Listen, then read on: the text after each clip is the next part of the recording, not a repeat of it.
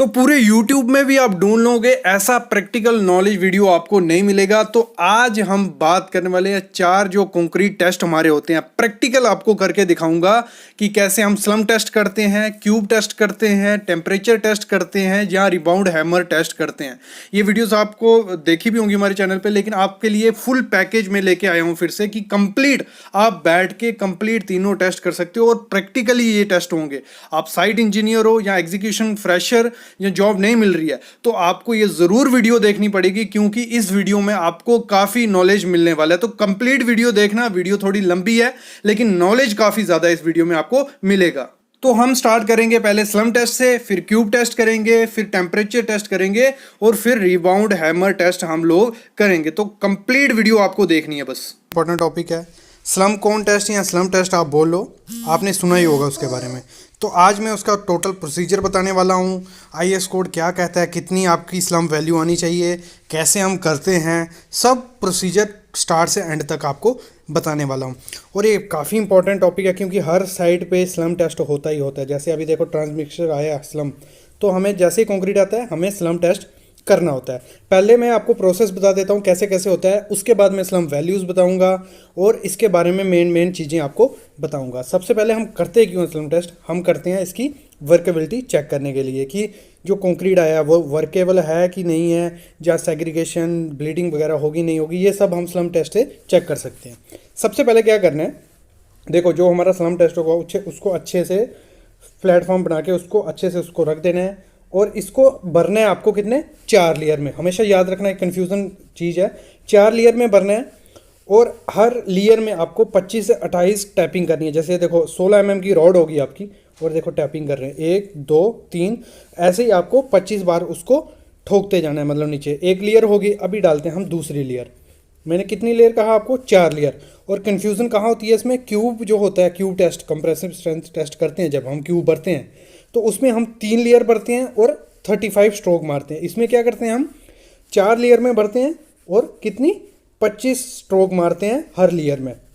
देखो ऐसे ऐसे हम स्ट्रोक मारते जाएंगे उसको। और ये स्ट्रोक आपको जो मारनी है प्रॉपर वे से मारनी है कि नीचे आपका जो रॉड होगी वो नीचे नहीं लगे, आपकी जो आपके नीचे प्लेटफॉर्म है उसमें नहीं, सिर्फ आपको कंक्रीट में ही इसको स्ट्रोक करते जाना है। ये हो गई हमारी 2 लेयर। अभी हम करते हैं इसमें तीसरी लेयर। और जो आप लेयर डालोगे 1/4 के हिसाब से, मतलब प्रॉपर लेयर होनी चाहिए ये, क्योंकि ये इसकी हाइट कितनी होती है हमारी, 300 mm। तो 300 mm में आपको 4 लेयरें भरनी है 75-75 mm की, ठीक है। और उसमें हर 75 mm के बाद आपको ये टैपिंग करनी है 25 mm की, 25 बार, ठीक है। ये हमारा इसका मेन प्रोसेस रहता है। क्या था इसका मतलब, जो हाइट रहती है हमारी 300 mm, ये इंटरव्यू में पूछा जाता है कि इसकी हाइट कितनी होती है, 300 mm। जो नीचे का डाया होता है इसको कोन का, वो होता है 200 mm। ऊपर का डाया होता है 100 mm। और जो हम रॉड यूज़ करते हैं उसका मतलब डाया कितना होता है, 16 mm। ये काफ़ी ज़्यादा इंटरव्यू में पूछा जाता है। जब भी आपको स्लम वैल्यू इसकी बारी आएगी तो ये चीज़ें पूछी जाती है। और जो स्लम वैल्यू है मतलब वो कैसी रहनी चाहिए वो मैं आपको बता देता हूँ। पहले आप एक बार प्रोसेस देख लो कैसे होता है, ठीक है। मतलब इसको, ये जो हमारी लास्ट लेयर है इसको अच्छे से मार लेंगे पहले हम।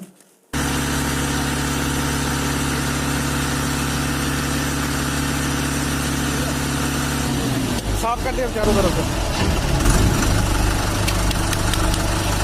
ठीक है। मतलब इसको जब आपका 4 लेयर हो गया उसके बाद इसको अच्छे से प्रॉपर वे से फिनिश कर देना है। और जो भी प्रोसेस रहता है ये स्लम टेस्ट का, 2 मिनट में आपको इसको कंप्लीट करना है। लेयर करके जो सब करके पूरा प्रोसेस आपका 2 मिनट में कंप्लीट होना चाहिए। ये भी चीज़ आपको ध्यान रखनी है। देखो उसके बाद आपको इसको जो बोल्ट, इसके स्क्रू रहते हैं, इसको धीरे धीरे खोल के, और जो प्रोसेस रहेगा पूरा स्लोली अभी आप उसको खोलना है। लूज एकदम गिर सकता है स्लम्प आपका, तो इसको स्क्रू खोल के धीरे से आपको इसको राउंड घुमाना है और धीरे धीरे इसको उठाते जाना है ऊपर।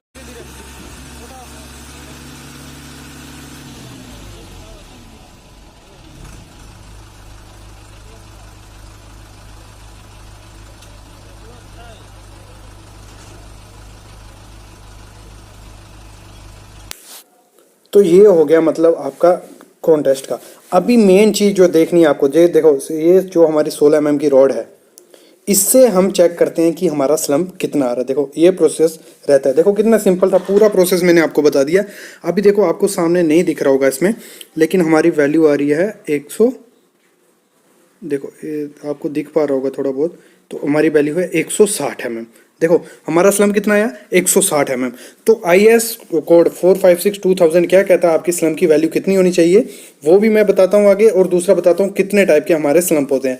एक बार और मैं आपको दिखा देता हूँ कि हमने टैपिंग करके 4 लेयर करके इसको स्लम्प को रेडी कर दिया है, क्योंकि जो भी आपका ट्रांजिट मिक्सचर आएगा, मतलब कंक्रीट का बैच आएगा, उसका आपको स्लम्प टेस्ट करना होता है। तो देखो ये बैच आ गया हमारा।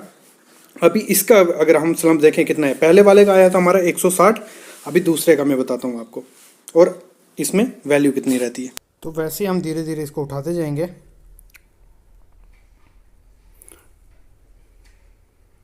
तो हमारा ये स्लम्प जो दिख रहा है अभी यहाँ से देखने से, तो इसमें थोड़ी वाटर रेशो ज़्यादा दिख रही है। क्यों, अभी मैं दिखाता हूँ इसका स्लम्प कितना था, लेकिन देखने से ही पता चल रहा है कि जो हमारा वाटर रेशो इसमें यूज़ किया गया है वो थोड़ा ज़्यादा है। तो अगर हम वैल्यू देखें, अगर आपको दिख रहा हो वैल्यू, तो हमारी आ रही है 190 या 200, मतलब 200 mm हमारा स्लम्प मिल रहा है, और ये काफ़ी ज़्यादा स्लम्प है। और स्लम्प ज़्यादा क्यों आ रहा है, मतलब 160 या 200 क्यों स्लम्प है, अभी मैं बता दूँ पहले कि हमारा IS कोड क्या कहता है कि आपका स्लम्प कितना कितना रहना चाहिए, वो मैं आपको बता देता हूँ। तो इसमें भी IS कोड में इसको डिफ्रेंशिएट किया है। जो आपका मास कंक्रीट रहेगा, मतलब ज़्यादा क्वांटिटी होगा कंक्रीट की, एक बड़ी फुटिंग है, उसमें आपका 200-300 MQ एक साथ जाता है, तो उस दौरान आपका रहता है 25 से 75 mm आपका स्लम्प रहता है। अगर लाइट रीइंफोर्समेंट है, मतलब मैश थोड़ा कम है, light reinforcement in the sense कि जो आपका सरिया है वो पास पास नहीं है, उसकी स्पेसिंग ज़्यादा है, तो उस दौरान भी आपका कितना 25 से 75 mm रहेगा, ये याद रखना। दूसरी चीज़, आपने देखा होगा कैनाल की लाइनिंग होती है, मतलब स्लोप में जो भी वर्क होगा उसका स्लम्प जो रहता है वो रहता है 75 से 100 mm। स्ट्रिप फुटिंग होगी, उसमें हैवी रीइंफोर्समेंट का हो गया, बीम का, कॉलम का, स्लैब का, मतलब बहुत ज़्यादा अगर रिंग वगैरह है कॉलम में, जहाँ उसमें जो स्लैब का सरिया बहुत मैशी है या डाया बहुत है और स्पेसिंग कम है, तो उस दौरान हमारा रहता है 75 से 100 mm स्लम्प। फिर आता है पंप कंक्रीट। अगर आपका पंपेबल माल है, मतलब पंप के थ्रू आप कंक्रीट कर रहे हो, जैसे स्टार्टिंग में आपने देखा था कि हम पंप के थ्रू कर रहे थे कंक्रीट, तभी हमारा क्या हो रहा था, इतना ढीला माल था जिसमें पानी बहुत ज़्यादा था, तो उसका पंप के दौरान क्या रहता है हमारा 100 से 150 mm हमारा स्लम्प रहता है। क्या कहता है IS कोड, कितना कहता है 100 से 150 mm, और हमारा आया 160, वो तो एक्सेप्टेबल था, मतलब 160 कोई चलेगा, कोई दिक्कत नहीं। लेकिन जो हमारा 190 या 200 के पास आया, वो हमारा मिक्स बहुत ज़्यादा बैठ था। तो अगर आपका वेट ज़्यादा है तो इसमें क्या करोगे, जो आपका TM या किस में आप मिक्सिंग कर रहे हो उसको 7 से 10 मिनट तक कंटिन्यूसली मिक्सिंग करते रहना है, तो उससे आपका माल थोड़ा टाइट होगा और वर्केबल होगा। तो ये था हमारा स्लम्प टेस्ट का। और इसमें एक चीज़ इंटरव्यू में और चीज़ पूछी जाती है कि कितने टाइप के हमारे स्लम्प होते हैं। तो हमारे स्लम्प होते हैं 4 टाइप के, ठीक है। तो 4 टाइप में क्या था, जो आज हमारा स्लैम्प आपने देखा, तो वो जो पहले 160 जिसकी वैल्यू आई थी वो था हमारा ट्रू स्लैम्प। उसमें क्या होता है, जो आपका मटेरियल होगा, एग्रीगेट होगा या जो भी मिक्सचर होगा, वो प्रॉपर वे से मिक्स है, उसमें ना कोई सेग्रीगेशन होने के चांसेस है, ना ब्लीडिंग होने के चांसेस। तो हमारे जो 4 टाइप के स्लम्प होते हैं वो होता है collapse slump, share slump, true slump और जीरो स्लम्प। अभी बताता हूँ मैं कोलैप्स स्लम्प क्या होता है। जो हमारा कोलैप्स स्लम्प होता है वो था हमारा जो 190 जिसकी वैल्यू आई ना, वो था हमारा कोलैप्स स्लम्प। उसमें क्या था, हमारा जो मटेरियल था वो सेग्रीगेट था, और ना उसमें कोई बॉन्ड थी, मतलब सैंड अलग थी, एग्रीगेट अलग था, तो वो वैसा मिक्स को हम बोल सकते हैं कोलैप्स स्लम्प, और हमारा वो वैल्यू भी कोलैप्स स्लम्प के हिसाब से आई। शेयर स्लम्प हो गया जिसमें क्या होता है हमारा मतलब उसमें भी वही होगा, मतलब जो मटेरियल होगा उसमें बॉन्ड अच्छे से नहीं होगा, कोहेसिवलेस, उसमें कोहेसिव नहीं होगा मटेरियल, और वो क्या करेगा, एकदम से नीचे गिरेगा। जैसे आप सामने आप स्लम्प देख रहे हो, इसको आप कोहेसिवलेस स्लम्प बोल सकते हो, या ट्रू स्लम्प, ये दोनों के बीच का है।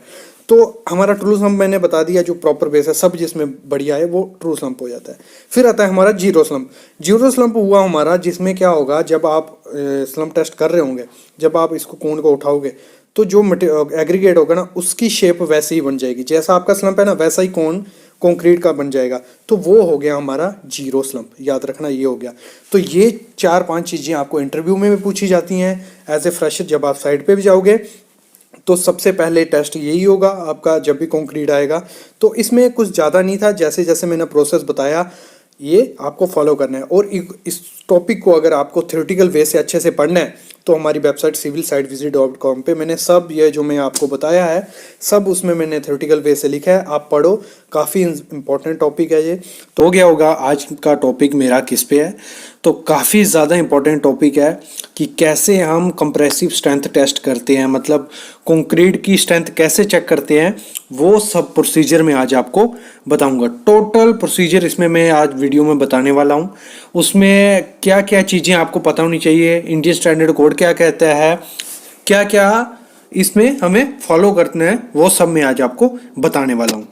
पहले मैं आपको दिखाऊंगा पूरा प्रोसीजर, कैसे हमने क्या क्या टेस्ट कैसे करना है। उसके बाद दिखाऊंगा कि हम रिजल्ट कैसे निकालते हैं, और नोट्स बताऊंगा, इंटरव्यू क्वेश्चन बताऊंगा इसमें से क्या क्या आएंगे। सब चीज़ें आपको इसमें क्लियर होंगी, मैं गारंटी देता हूँ।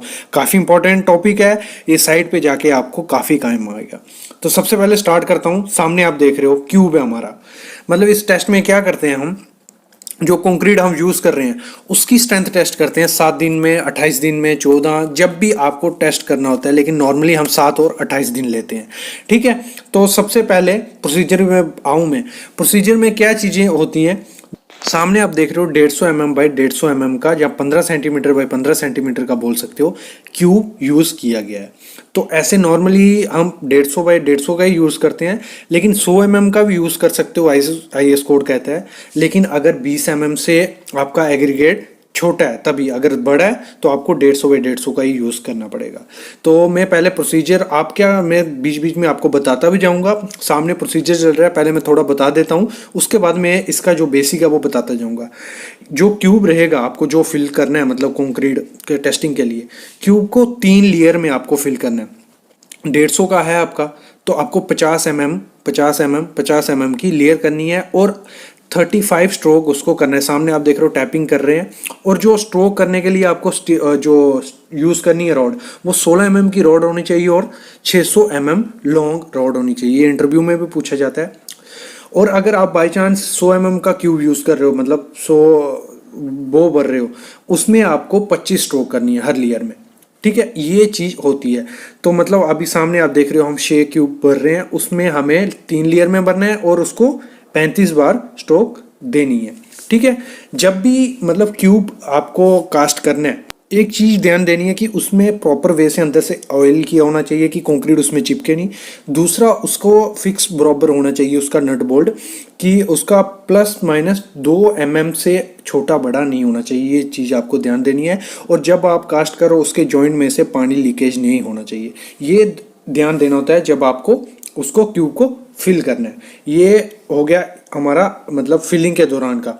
अभी क्या होता है, जब एक बार आपका कास्ट हो गया, ठीक है, उसके बाद उसको क्या करना है, उसको छोड़ देना है, मतलब टेम्परेचर में, कि उसको सेट होने के लिए 24 घंटे के लिए। 24 घंटे के बाद उसको जो मोल्ड होगा उसको खोलना है। उससे पहले आपको क्या कर देना है, उसको मार्किंग दे देनी है कि कहाँ का क्यूब है, क्या है। जैसे आप सामने देख रहे हो, प्रॉपर वे से उस पर लिखा होना चाहिए, क्योंकि आपको आइडिया लग सके कि कौन से स्ट्रक्चर का ये क्यूब है। इन फ्यूचर अगर बाई चांस ये फेल हुआ, मतलब कंप्रेसिव स्ट्रेंथ टेस्ट में फेल हुआ, तो आपको पता चल जाएगा कि ये पार्ट या ये स्ट्रक्चर मतलब वीक है, ये लोड अपना मतलब वेयर नहीं कर पाया, और उसकी कंप्रेसिव स्ट्रेंथ तक वो नहीं पहुंच पाया है कंक्रीट कुछ वजह से।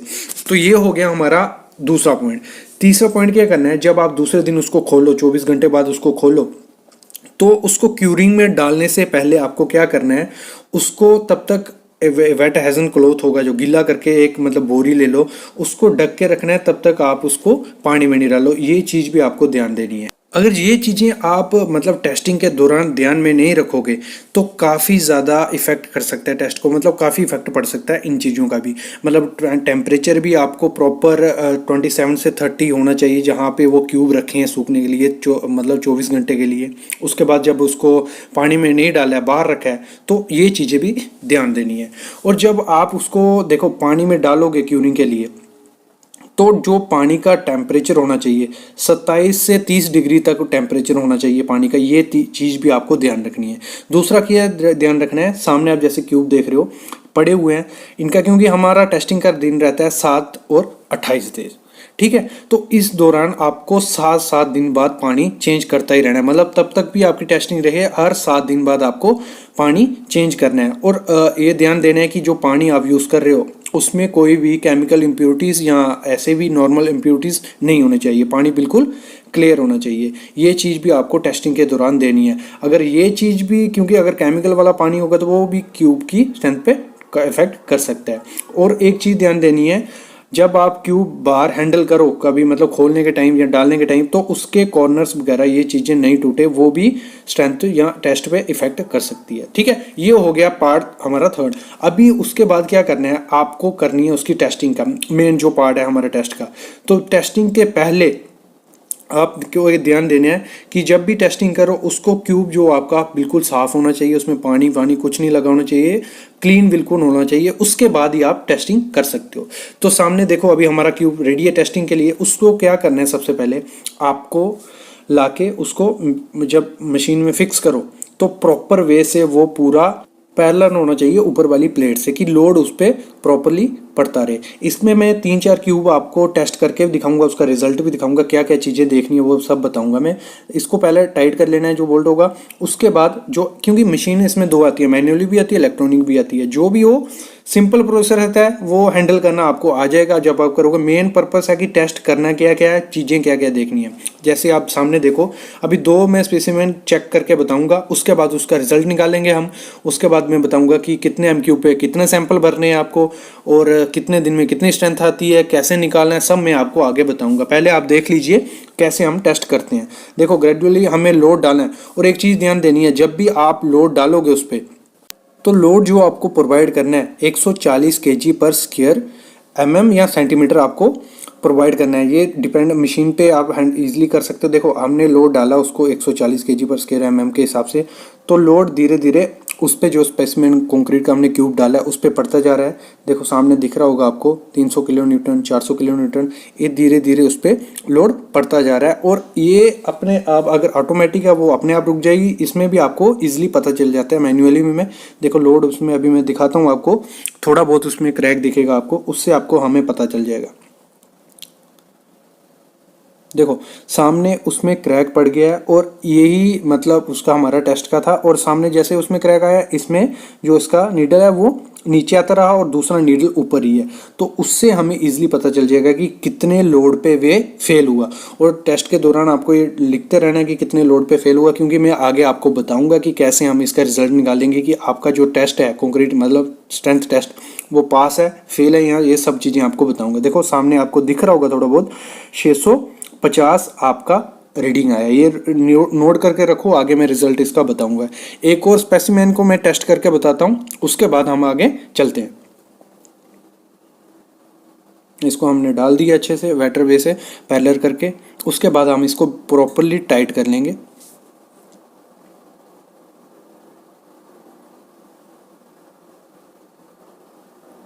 उसके बाद हमने उस पर लोड अप्लाई कर लिया।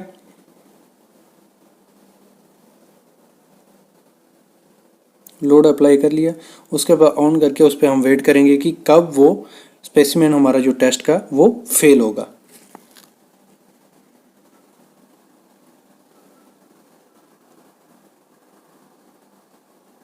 और यहाँ हम लोड उस पर नोट करते जाएंगे कि कितने लोड आ रहा है और कितने पे वो फेल होता है। वो हमारा आगे रिजल्ट के काम आएगा कि कैसे हम उसका रिजल्ट निकालेंगे।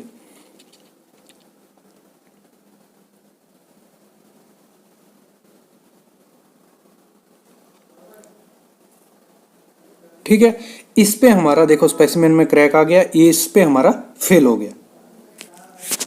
ये रीडिंग हम नोट कर लेंगे। उसके बाद अभी मैं आपको थ्योरेटिकल बताऊंगा। ये हमारा जो रजिस्टर जिस हिसाब से रहता है, कैसे हम मेंटेन करते हैं साइट्स पे, वो है। अभी मैं बताता हूँ इसका थ्योरेटिकल पार्ट कि कैसे हम, ये बेसिक चीज़ अभी मैं बताने वाला हूँ आपको, काफ़ी इंपॉर्टेंट टॉपिक है। अभी आप देखो इसका थ्योरेटिकल पार्ट। तो गाइज अगर आपको वीडियो पसंद आ रही है तो जरूर लाइक करना और सब्सक्राइब बटन जरूर दबाना। तो स्टार्ट करता हूं मैं। और ये टॉपिक मैं आपको बता दूं कि हमारी वेबसाइट civilsidevisit.com पे भी मिल जाएगा। और इस वीडियो के आखिर में मैं एक चीज़ आपको बताऊंगा कि जो काफ़ी ज़्यादा बहुत ज़्यादा इंपॉर्टेंट चीज़ है, आप जरूर वो आप एंड तक वीडियो देखना और जॉब्स के आपको उसमें लिंक वगैरह भी मिल जाएंगे। तो स्टार्ट करता हूं मैं आपका टाइम बिना खाए हुए। तो ये अगर पहले मैं बता लेता हूं, अगर 0 से 5 m³ की आपकी क्वांटिटी है कंक्रीट के, तो एक सैंपल आपको भरना है क्यूब का, मतलब एक सैंपल में 6 नग आ गए हमारे, ठीक है। 3 हमारे 7 दिन में आपको टेस्ट करना है और 3 28 दिन के लिए। अगर आपको आपका होता है कि 3 दिन में भी आपको टेस्ट करना है, तो आपको एक सैंपल में 9 बनाने, 9 क्यूब आपको फिल करने हैं। नेक्स्ट है 6 से 15 m³ क्वांटिटी होगी तो 2 नंबर ऑफ सैंपल, तो 2 × 6 कर देना है आपको, 12 क्यूब आपको भरने हैं। अगर आपका हमारा आता है 16 से 30 तो हमारा 3 × 6 कर लेना है, इतने आपको क्यूब भरने हैं। अगर 31 से 50 m³ की हमारी क्वांटिटी होती है, 4 × 6 कर लेना है, इतने आपको सैंपल भरने हैं। अगर मोर देन 50 हो जाता है तो क्या करना है, 4 भरने ही भरने हैं, 4 × 6 24 प्लस हर 50 m³ पे आपको एक ऐड करते जाना, मतलब 6 बढ़ते जाने। और ये चीज आपको ध्यान देनी है जब भी आप मतलब क्यूब भरो। नेक्स्ट चीज आती है जो हमारा रिजल्ट का था, उसका फार्मूला है load upon area. Simple formula है, नॉर्मली हम पढ़ते आ रहे हैं 8th क्लास से। तो जो लोड जैसे मैंने बताया था उस पर हमने नोट करते जाएंगे। हमारा एक आया था 650, एक आया था 600, तो 600 लेके चलता हूं, 600 डिवाइड बाय 22.5, ये आ गया हमारा क्यूब का एरिया, ठीक है। ये आ गया हमारा क्यूब का एरिया। अगर 150 mm बाय 150 mm है तो हमारा, अगर इसको मल्टीप्लाई कर देंगे तो हमारा एरिया आ जाएगा। अगर 100 mm का क्यूब है, 100 × 100 करेंगे तो हमारा एरिया आ जाएगा। तो उसको डिवाइड कर देना है, जो भी लोड आया होगा उसको डिवाइड कर देना है एरिया से, आपको रिजल्ट मिल जाएगा। तो हमारा आया 26.6 N/mm। तो ये हो गया हमारा रिजल्ट आया इसमें, जो स्पेसिमेन यूज किया था। अभी हमें पता कैसे चलेगा कि ये हमारा पास हुआ, फेल हुआ, क्यूब टेस्ट फेल है या पास है, वो निकालेंगे हम ऐसे। देखो, एक दिन में हमारा कंक्रीट पकड़ लेता है, 16% स्ट्रेंथ आ जाती है उसमें एक दिन में कंक्रीट की। 3 दिन में 40% आ जाती है, 7 दिन में 65% आ जाती है, 14 दिन में 90% आ जाती है, 28 दिन में 99%। ये इर्द गिर्द होती है, थोड़ा बहुत आगे परसेंट में फर्क रहता है सिचुएशन के हिसाब से। तो हमने इसमें M30 कंक्रीट यूज कर रहे थे। तो अब निकालेंगे हमारा जो स्पेसिमेन हम टेस्ट किया वो पास हुआ कि फेल हुआ। तो उसके लिए क्या करना है, 30 और 7 दिन के लिए हम टेस्ट कर रहे थे, 30 × 65 डिवाइड बाय 100, तो हमारा आया 19.5, अगर अप्रोक्स कर लें तो 20।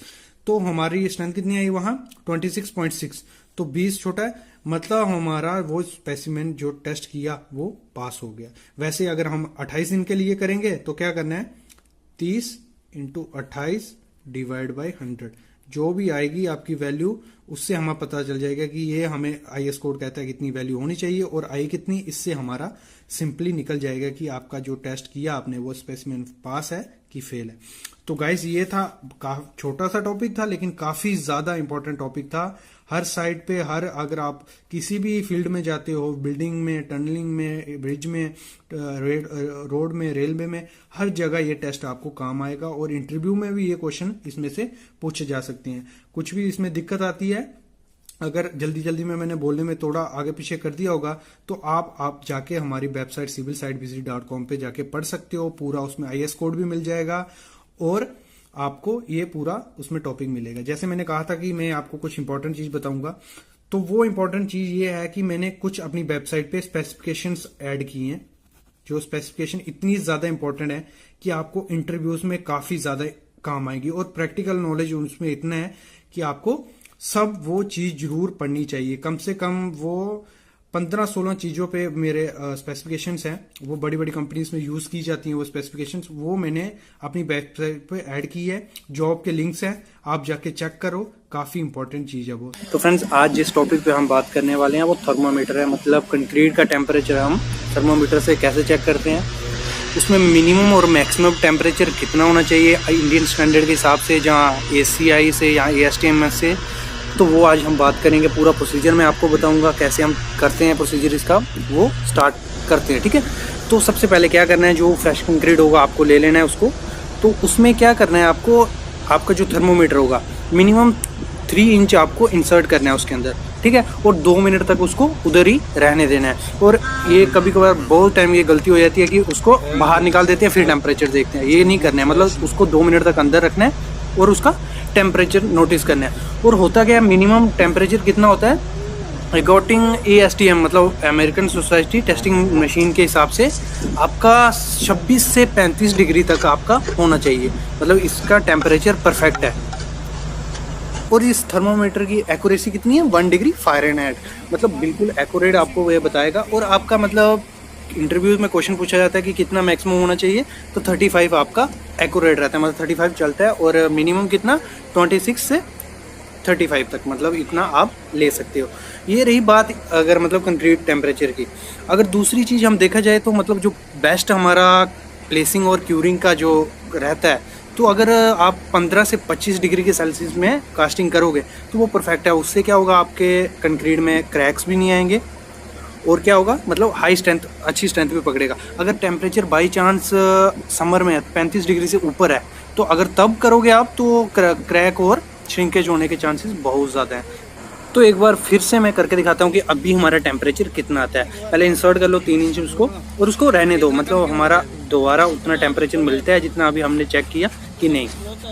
देखो हमारा टेम्परेचर मतलब बढ़ता जा रहा है। और यही चीज़ है, मतलब अगर आपका टेम्परेचर 35 बराबर है तो मतलब इसमें क्रैक्स भी आपको कम, श्रिंकेज क्रैक्स जो रहते हैं वो कम देखने को मिलेंगे। और मतलब जो हमारा स्ट्रेंथ है वो भी अच्छी आएगी। तो यही हम टेस्ट में क्या किस लिए देखते हैं कि हमारा जो कंक्रीट है काम करने लायक है, जहाँ इसको हम रिजेक्ट कर दें। ठीक है, तो हमारा कितना आ रहा है 33.6, मतलब अभी मैंने 2 मिनट तक रखा इसको, लेकिन इंक्रीज़ हो रहा 35 डिग्री हमें लास्ट में इसका मिल गया था।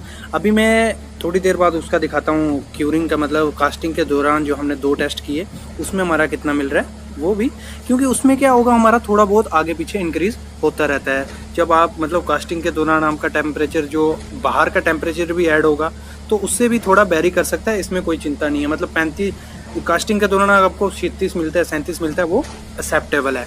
और ये एक इंडियन स्टैंडर्ड या ACI में कुछ दिया नहीं है, लेकिन ASTM ने जो हमें वैल्यू दी है वो 26 से 35 है। और इंटरव्यू का भी यही क्वेश्चन रहता है कि आपका मैक्सिमम टेम्परेचर कितना एक्सेप्टेबल होता है। अभी मैं कास्टिंग हमारा चल रहा है उसमें मैं टेम्परेचर दिखा देता हूँ आपको। टेम्परेचर कितना मिल रहा है हमें मिल रहा है 35.8, मतलब 9:36। तो वही ना, बाहर के टेम्परेचर से भी थोड़ा बहुत इफेक्ट करता है, वो इंक्रीज हो जाता है। तो इतना कोई कुछ नहीं है, एक्सेप्टेबल है। लेकिन अगर फ्रेश कंक्रीट जैसे ही आता है उसका लोगे तो वो 35 से कम ही होना चाहिए, 35 से ज़्यादा नहीं ले सकते हम।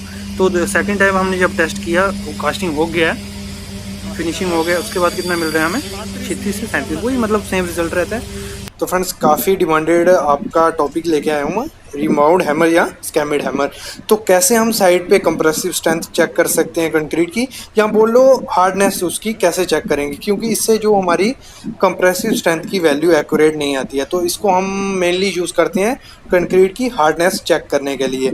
तो ये टेस्ट किया जाता है जब हमारी क्यू टेस्ट फेल हो जाता है, उसके बाद हम इसको ज़्यादातर करते हैं। सामने आप देख रहे हो हमारी वैल्यूज़ हैं, ये वैल्यूज़ रहती हैं मतलब आर वैल्यू, इसी पे डिपेंड होता है कि आपकी क्या आपका कंक्रीट की रीडिंग है, मतलब उसकी कैसी स्ट्रेंथ है, इस वैल्यूज़ पे डिपेंड होगी। ये मैं आपको आगे से अच्छे से बताऊंगा। पहले आप देख लीजिए, मतलब ग्राफ दिखाया है पीछे। और ये बटन किस लिए रहता है, जब आप उसको प्लग करोगे मतलब उस पर दबाओगे, तो अगर वैल्यू देखने के लिए इसको हम दबाएंगे तो ये एक जगह पे रुक जाएगा, इजीली आप वैल्यू देख सकते हो। और यहाँ वार्निंग दी है कि ड्यूरिंग उसको जब उसको दबाओगे तो तब उसको बंद नहीं करना, जब एक बार दबा के खींचने टाइम आपको लॉक कर सकते हो। ये हमारा प्लंगर होता है। तो अभी मैं इसका आपको प्रोसीजर दिखाऊंगा। मेन चीज़ आपको क्या ध्यान रखनी है, मिनिमम आपको 6 वैल्यूज़ लेनी है और मैक्सिमम आपको 15 वैल्यूज़ लेनी है अगर आपको इसमें अच्छा रिजल्ट लाना है। तो आज मैं अभी आपको 6 वैल्यू लेके दिखाऊंगा। तो उसी हिसाब से मैं पहले मार देता हूँ, इसकी वैल्यू कर लेता हूँ।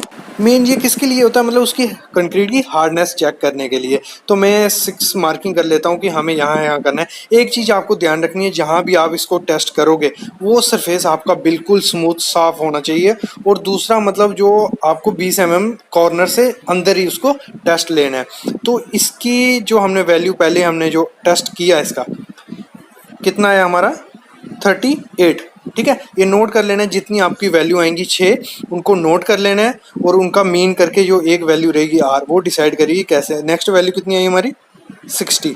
तो ये वेरी करती है, अगर इसमें एग्रीगेट सामने एग्रीगेट होगा या वॉइड होगा तो वैल्यू काफ़ी वेरी करती है, इसलिए मैं बोल रहा हूँ 15 आपको लेनी ही लेनी है। ये हमारी 52 वैल्यू आई।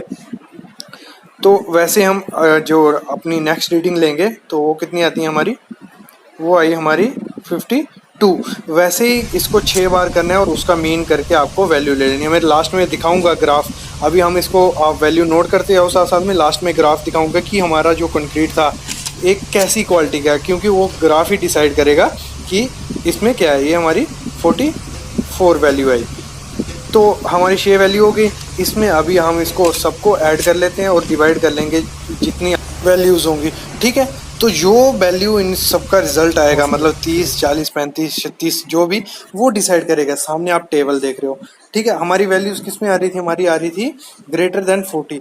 तो क्या हुआ, क्वालिटी ऑफ कंक्रीट कैसे हुआ, वेरी गुड। मतलब जो हमारा कंक्रीट है उसकी क्वालिटी बहुत ज़्यादा अच्छी है। अगर लेस देन 20 आती है तो हमारी कंक्रीट की क्वालिटी बहुत ख़राब है।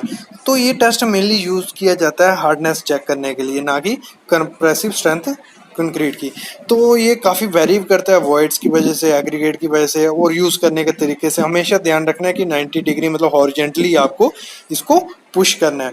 तो फ्रेंड्स ये था हमारा छोटा सा टॉपिक। तो चैनल को सब्सक्राइब करो, शेयर करो।